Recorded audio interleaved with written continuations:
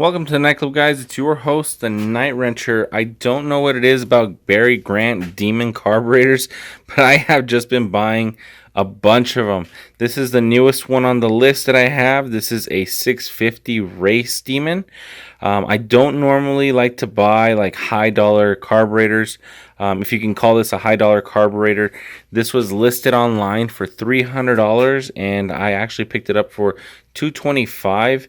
I would normally recommend nobody buy a core or a used carburetor for more than $100 unless it's got something that's of value, and this one definitely has value to it. So I'm going to go ahead and tear this down for you so you guys can see exactly what I bought. Superficially, you guys can notice two things. One, it's got a really shiny base plate, and there's a reason why. And two, it's got no choke horn. So this thing is what we now know as the HP main bodies. It's got radius entry venturis. This carburetor actually came with down leg boosters. My other carburetors that I just bought came with all four annular boosters, and I probably would prefer annular boosters over down leg boosters, but beggars can't be choosers. I checked on the primary and secondary squirters. Oh, by the way, this is a double pumper carburetor.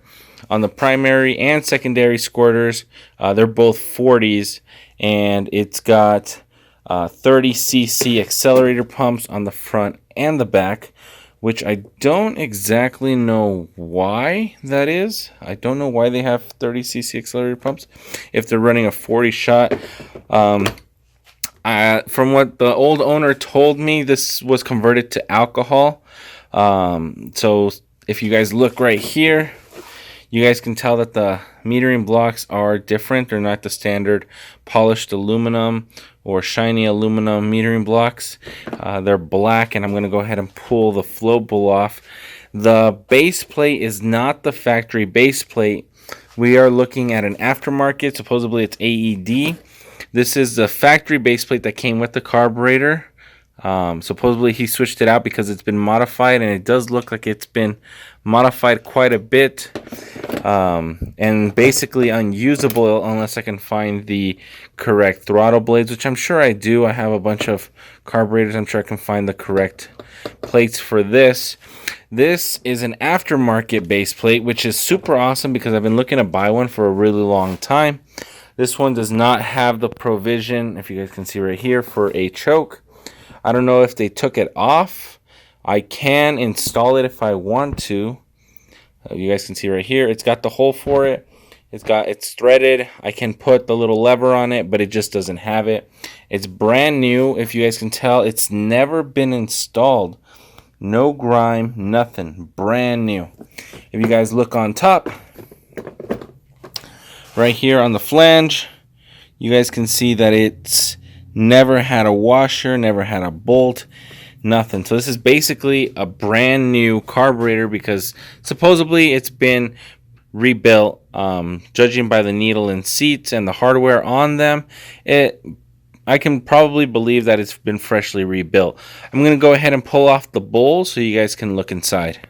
Okay, I just ripped the fuel bowl off, and this guy was not kidding. This has just been pretty much rebuilt. I can't take off this gasket. It's like super stuck. But this thing was a pain to get off. I made a comment earlier that these were probably aftermarket metering blocks, and I'm actually wrong. These look like original Barry Grant metering blocks, and the reason I say that is because I already have a couple of Barry Grants, and this is a stock Barry Grant metering block. And if you guys look here, this says A1400, I think. I can't really tell. This says A12400, and then the number on this one, whoops, and the number of this one is A12325. And they're not the same number, but they both have a number 3 on it right here, and they both have the same idle. Obviously, these can be switched over, but my point still remains that these are probably OEM Barry Grant metering blocks, which would be super awesome. These are no bueno because these are non-adjustable, so I'm just going to set them over here with my other metering blocks. Just chill there because I'm going to modify them later, but today is not that day.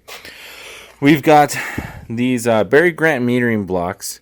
And if you guys look closely, remember that I said that he said that this was an alcohol carb. Look at the size of those jets. They are absolutely gigantic. If we look inside, I looked at the number, they're 160 size jets. If you look at the idle feed restrictors, they are absolutely gigantic. They're like 60 thousandths, where normal gas one will have it anywhere from 30 to 40. They're at least 60. They're the size of a standard air bleed. This metering block also has 3 open emulsion holes, and it also has 2 blocked ones on the bottom. Those will have to be messed with before I convert this to gasoline. The power valve that's on here, it looks like it's a 6.5, but it's a 6.5 that's resistant to alcohol and E85. So if this was going on a blow-through carburetor, if this was going on an E85 application, this metering block would probably work really good. Probably not the power valve, but you know what I'm saying. I'm not going to open up the back one but I can assume it's going to be the exact same thing as the front. Same style of metering block, only I don't think it's going to have a secondary power valve, but I could be mistaken.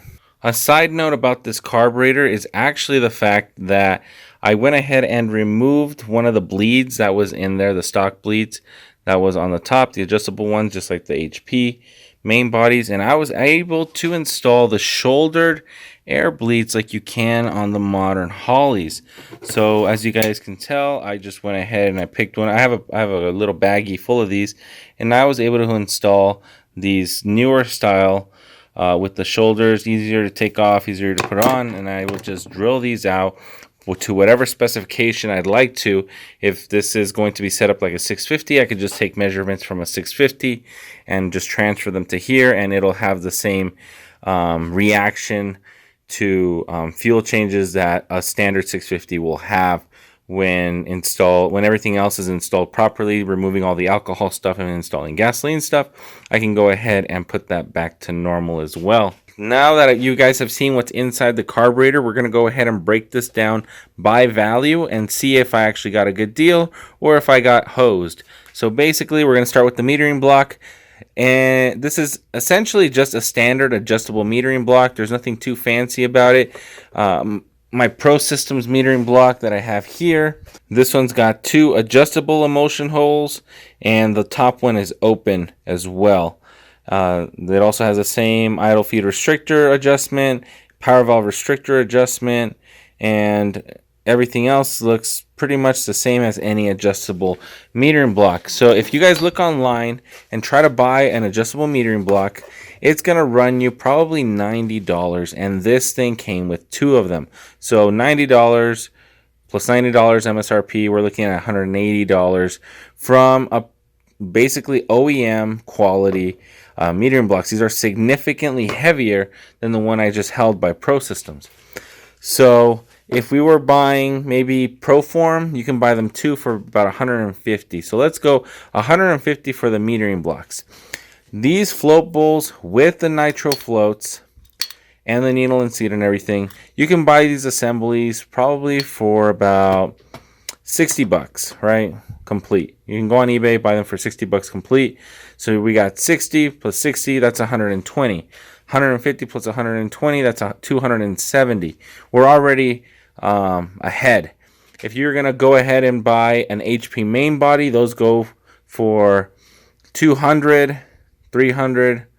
You can buy a Proform one for 150. Let's say 150 at the lowest. This is better quality than Proform, but let's assume 150. So that puts us at over $400.